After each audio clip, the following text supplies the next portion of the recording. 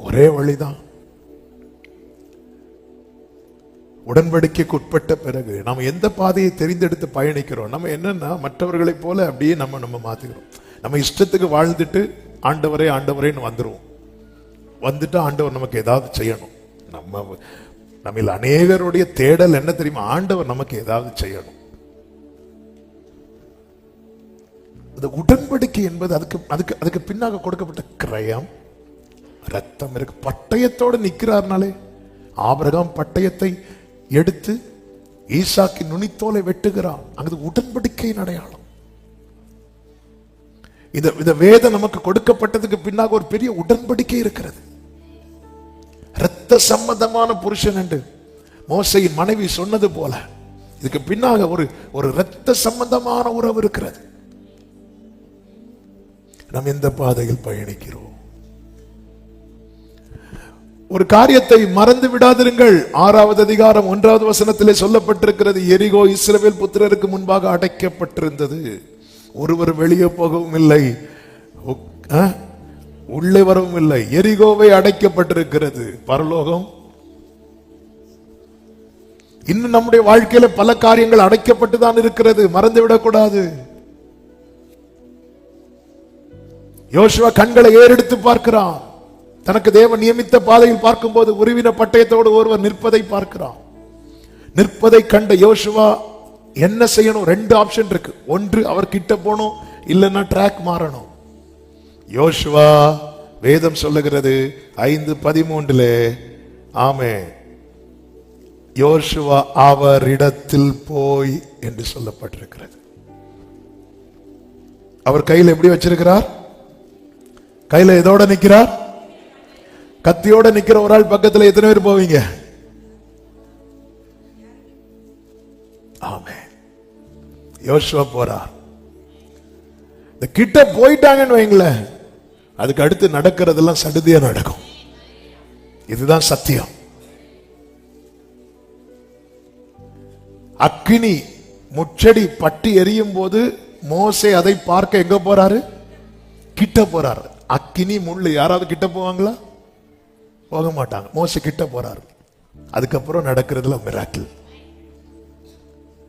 தூரத்திலிருந்து பார்க்கும்போது ஐயோ இது பட்டயம், இது அக்கினி, இது இப்படி இருக்கு. தூரத்திலிருந்து பார்க்கும்போது தேவ சித்தம் என்பது நம்ம கண்ணுக்கெல்லாம் அப்படிதான் தெரியும். அதனாலதான் இது கடினமான உபதேசம். யார் இதை கேட்பார் என்று அநேகர் விலகி போனாங்க. நான் கூடவே இருக்கிற 12 பேருக்கு விலக மனசே இல்லை. அவர் பட்டயத்தோட நிற்கும் போது ஐயோ தேவ சித்தத்துக்கு அர்ப்பணிக்கிறதா? வேண்டாம் வேண்டாம். அவர் எதோட நின்றுக்கணும் தெரியுமா? நீ தூரத்துல இருந்து பார்க்கிறவனுக்கு அது பட்டயம், கிட்ட வந்து பழகிறவனுக்கு தான் தெரியும் அது பரிசு. அல்லேலூயா. இது அடிக்கடி சொல்லுவேன், தூரத்தில் இருக்கிறவங்களுக்கு இது நுகம், கிட்ட வர இது சுகம். இந்த வேதம் அவ்வளவு இனிமையானது. ஹல்லேலூயா. கிட்ட போறான், கத்தியோட நிக்கிறார். யோசுவாவுடன் அவனுடைய கத்தி எடுக்கல,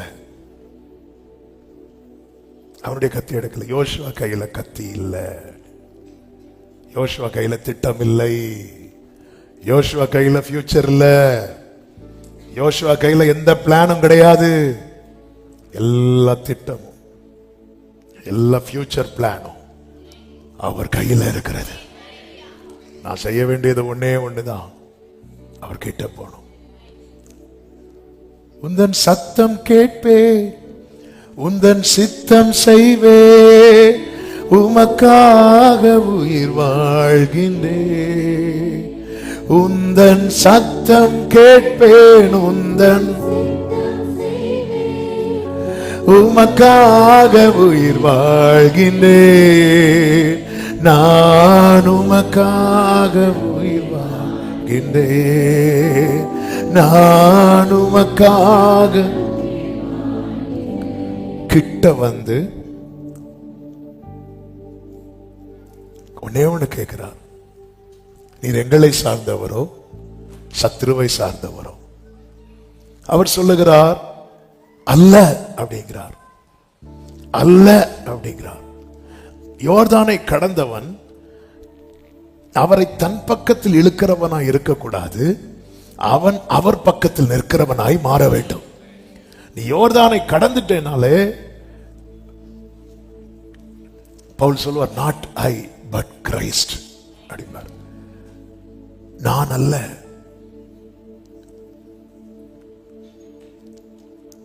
நீ யோர்தானை கிராஸ் பண்ணிட்ட.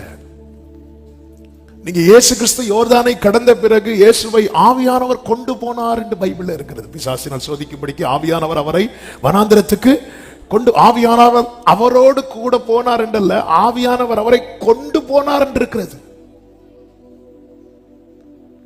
நாம் எல்லாம் நம்முடைய பாதையில் அவரை இழுக்க விரும்புகிறோம்.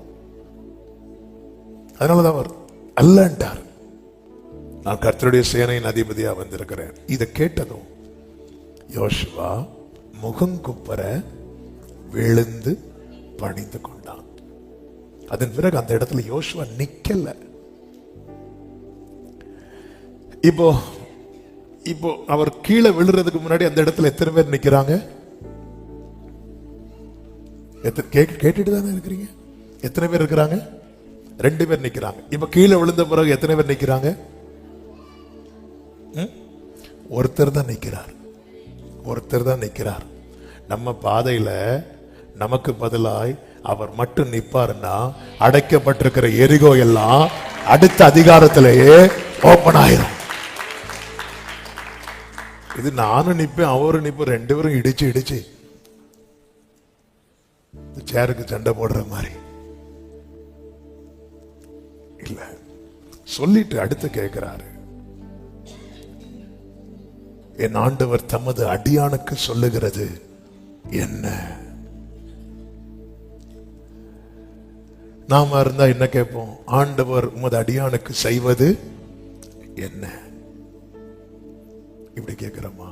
ஆண்டவர் எனக்கு என்ன செய்வீர், என்ன தருவீர்? இப்படி கேட்கிற இடத்துல நீங்க எனக்கு என்ன சொல்ல விரும்புறீங்க?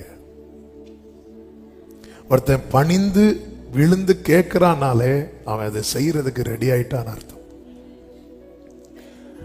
அப்போ ஆண்டவர் சொல்றதை செய்யறதுக்கு நான் ரெடி ஆகலைன்னா இன்னும் கீழே விழ வேண்டிய சுயம் என்னில் இருக்கிறது. சுயம் என்னில் சாம்பலாய் மாற சுத்தாவியேனல். ஒரு காரியத்தை ஆண்டவர் சொல்றாரு, அது என்னால செய்ய முடியலன்னா நான் இன்னும் அவருக்கு முன்னாடி என்ன செய்யல? விழல. என் சுயம் என்ன விழலன்னு அர்த்தம். என் சுயம் விழாம என்னால இதை கேட்க முடியாது. ஆண்டவர் அடியானுக்கு சொல்வது என்ன என்று. தமஸ்குக்கு போகிற வழியிலே கர்த்தர் பவுலை சந்தித்த போது பவுல் விழுந்தான். அவன் விழுந்து கேட்கிறான். விழுந்துட்டாலே நம்ம கேட்டுருவோம், என்ன செய்ய சித்தமா இருக்கிறீர்? ஆண்டவர் உங்க சித்தம் செய்வதற்கு என் சுயம் தடையா இருக்குமானா? யோசுவா விழுந்ததுக்கும் பவுல் விழுந்ததுக்கும் வித்தியாசம் உண்டு. இந்த வேடை நடுக்கத்தோடு சொல்றேன். பவுல் விழுந்தது கர்த்தர் வந்து அந்த வெளிச்சத்துல விழுந்தான். யோசுவா அவனாக விழுந்தான். என்னால என் சுயத்தை கீழே போட முடியலன்னா விழ வச்சிருங்கப்பா, எனக்கு உங்க சித்தம் செய்யணும்பா. நான் சொல்றது எத்தனை பேருக்கு விளங்குதுன்னு தெரியல. எனக்கு கிருபையாய் இந்த தீயையும் தண்ணீரையும் கடக்க பண்ணி விட்டீர். யோசுவா போல என்னால விழ முடியலையா? பவுல போல விழ வச்சிருங்கப்பா. உம்மை போல யாரும் இல்லை என்னை என்றும் நேசிக்க. உம்மை போல யாரும் இல்லை என்னை என்றும் நேசிக்க. உந்தன் சத்தம் கேட்பேன், உந்தன் சித்தம் செய்வேன், உமக்காக உயிர் வாழ்கிறேன் நான் உமக்காக.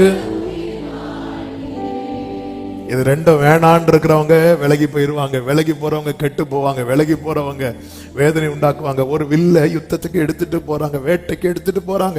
அந்த வில்லால அவர் நினைச்சதை நடத்த முடியலைன்னா அடுத்த ஆப்ஷனே என்ன? அந்த வில்ல தூக்கி என்ன பண்ணுவாங்க?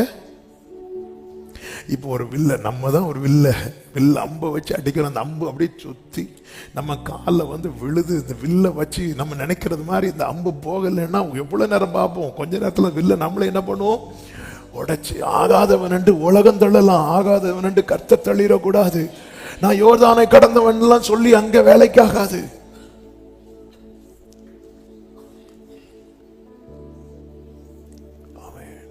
யோசுவாவை வந்து அவர் வந்து தள்ளியோ ஒன்றும் இல்லை. யோசுவா விழுந்தான். பவுல் அப்படி இல்லை, விழுந்ததுக்கு அப்புறம் கேட்கிறேன் நீங்க யாருன்னு. ஆண்டவர் உண்மை அறிகிற அறிவில் நான் வளர்றதுக்கு என் வாழ்க்கையில் ஒரு வீழ்ச்சி உண்டாகும்னா நான் ரெடி. உங்க சித்தத்துக்கு என்னை முழுமையா ஒப்பு கொடுக்கறதுக்கு நான் விழணும்னா ஆண்டவர் உங்களுக்கு தெரியும் எது எனக்கு நல்லதுன்னு. அதை என் வாழ்க்கையில் அனுமதிங்க ஆண்டவரே. அனுமதித்ததெல்லாம் நடத்திடும் பாதைகளும் கைகளை உயர்த்தி அனுமதித்ததெல்லாம்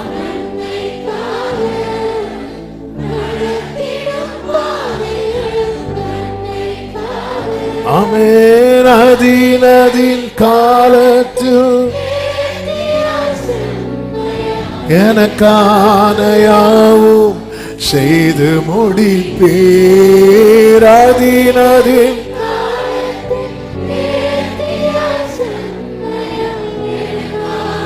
யாவும் செய்து முடிப்பீர். உங்க கைகள் ஆமென் உம்மால் கூடா glory உங்க கைகள் ஓரல மஷந்தனரம கடரியா ஜனலரியா ஆமென் உம்மால் கூடாததேது. பிரியமானவர்களே, ஒரு வார்த்தை நேர போய்விட்டது. ஒரு வார்த்தை கூட சொல்லி முடிக்க விரும்புகிறேன். முழுமையாய் அவருக்கு முன்பாய் விழுந்த போது கர்த்தர் சொல்லுகிறார் 15வது வசனம். அப்பொழுது கர்த்தருடைய சேனையின் அதிபதி யோசுவாவை நோக்கி, உன் கால்களில் இருக்கிற பாதரட்சைகளை கழட்டி போடு, நீ நிற்கிற இடம் பரிசுத்தமானது என்றார். யோசுவா அப்படியே செய்தான். சுயம் ஒருவனுக்கு சாம்பலாகும் போது கர்த்தர் சொல்றதெல்லாம் அவனுக்கு செய்ய முடியும். இன்னைக்கு கர்த்தர் சொல்றதை நம்மளால செய்ய முடியாததுக்கு காரணம் சுயம் இன்னும் நம்மில் ஓங்கி இருக்கிறது. அது அவருக்கு முன்பாக விழட்டும், அவருக்கு முன்பாக ஒன்றுமில்லாமல் ஆகட்டும். எனவே தான் பவுல் சொல்லுகிறார், நான் அனுதினமும் சாகிறேன். எதற்கு தெரியுமா? நான் எதற்காக பிடிக்கப்பட்டேனோ அதை அடையணும். ஆமா, என் வாழ்க்கையில கர்த்தர் செய்யும்படி சொல்லப்பட்டவைகள் எல்லாம் நான் செய்து முடிக்க வேண்டும். என்னுடைய கோர்ஸை நான் கம்ப்ளீட் பண்ணணும். யோசுவா அப்படியே செய்தான். இன்னைக்கு வார்த்தை வரும்போது நம்மளால அக்செப்ட் பண்ண முடியாததுக்கு ரீசன் என்ன தெரியுமா? சுயம். யோர்தானை கடந்த பிறகும் இன்னும் சுயம் நம்மில் ஓங்கி இருக்குமானால் நாம் கர்த்தரை வேதனைப்படுத்தி நம்மை ஏமாற்றிக் கொண்டிருக்கிறோம். நமக்கு முன்பாக எரிகோ இன்னும் அடைக்கப்பட்டுதான் இருக்கிறது. இந்த பூமியிலேயே ஒரு கதவு இன்னும் திறக்கப்படுவதற்கு இப்படி தாமதமாகும் போது நம்ம எதை நோக்கி பயணிக்கிறவர்கள்? நித்தியத்தை நோக்கி பயணிக்கிறவர்கள், கானானை நோக்கி பயணிக்கிறவர்கள். ஆமென். பரம கானானை நோக்கி பயணிக்கிறவர்கள். ஹல்லேலூயா. ஆண்டவரே, பட்டயத்தோடு நிற்கிற யோர்தானை கடக்கிற ஒவ்வொருவருடைய வாழ்க்கையும் கர்த்தருடைய கையில் இருக்கிறது. அவரிடத்துல போனோம். அவருக்கு முன்பாக யோசுவா அப்படியே செய்தான். ஒன்றை புரிந்து கொள்ளுங்கள், கர்த்தர் நம்மிடத்துல ஒன்றை செய்ய சொல்லுகிறார்னா ஆமென், அது நம்மை பரிசுத்தப்படுத்துவதற்காக மட்டுமே. அது நம்மை வேதனைப்படுத்தவோ காயப்படுத்தவோ நம்மை பரிசுத்தப்படுத்துவதற்காக மட்டுமே. இந்த வார்த்தையை இன்னைக்கு மெடிடேட் பண்ணி டைப் பண்ணும்போது ஆவியானவர் அப்படிதான் பேசினார். இவ்வாறு உன்கிட்ட நான் ஒன்று செய்ய சொல்றேன்னா ஆமே, அது செய்ய உனக்கு கடினமா இருந்தாலும் நான் உன்னை பரிசுத்தப்படுத்துவதற்காக மட்டுமே. எந்த மட்டும் நீ பரிசுத்தமாகிறாயோ அந்த மட்டும் நான் உனக்குள்ளே சந்தோஷமாய் உலாவிக் கொண்டிருப்பேன். இல்லை என்றால் நான் துக்கத்தோடு உனக்குள்ளே வாழ்ந்து கொண்டிருப்பேன் என்றார். நமக்குள்ளே ஆவியானவர் துக்கத்தோடு வாழ்ந்து கொண்டிருக்கிறதை ஹல்லேலூயா, அவர் பரலோகத்தையே சந்தோஷப்படுத்துகிறவர். ஒரு நதி உண்டு, அது தேவனுடைய நகரத்தை உன்னதமானவர் வாசம் பண்ணும் பரிசுத்த ஸ்தலத்தையும் சந்தோஷிப்பிக்குமா. அவன் பரலோகத்தையே சந்தோஷப்படுத்துகிறவர். தேவனுடைய ராஜ்யம் புசிப்பும் குடிப்பும் அல்ல, அது நீதியும் சமாதானமும். அடுத்த என்ன வார்த்தை? பரிசுத்த ஆவியினால் உண்டாகும் அந்த பரலோகத்தையே சந்தோஷப்படுத்துகிறவர் நமக்குள்ளே துக்கத்தோடு வாழ்ந்து கொண்டிருக்க நாம் இடம் கொடுக்காதபடிக்கு, நாம் காரணமாகாதபடிக்கு அவரை மகிழ்ச்சியாக்கணும். ஆண்டவரே, சுயம் சாம்பலாகட்டும்.